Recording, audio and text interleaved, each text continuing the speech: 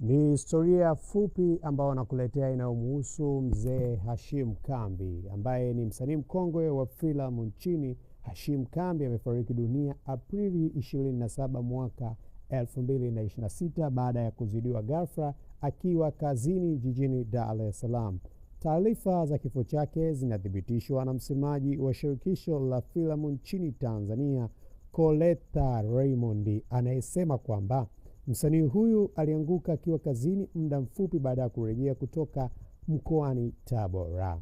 Anaendelea kwa kusema kwamba ni kama dakika 30 hadi 40 zilizopita alikuwa anatokea Tabora kikazi, na aliporejea akiendelea na moja ya majukumu yake ya kazi nyingine eneo la Pilipili, ndipo alipohisi hali si nzuri na kuzidiwa, anasema Mr.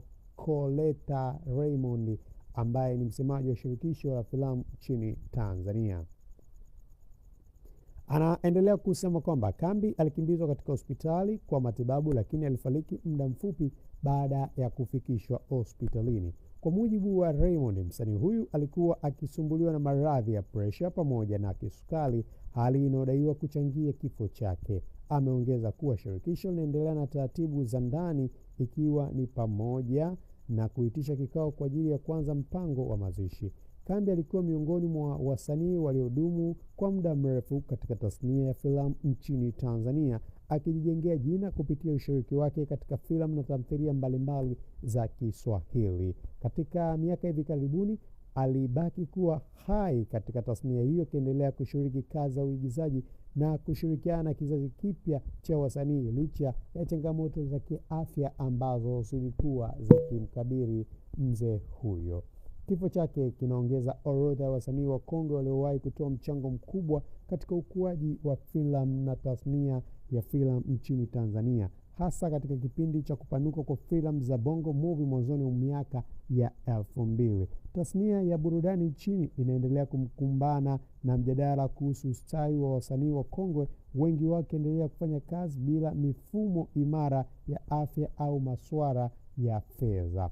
Mahojiano yake ya mwisho na mwandishi wa habari mkongwe Sudi Mnete yalifanyika Machi 12, 2026 katika maeneo ya Ubungo, Dar es Salaam, yalitoa mwanga juu ya safari yake kabla ya umaarufu pamoja na filamu ambazo amewahi kuzihudumia.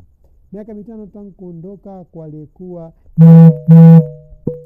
rafiki yake kipenzi ambaye alifahamika kwa jina la Majuto, pia naye imeacha simulizi.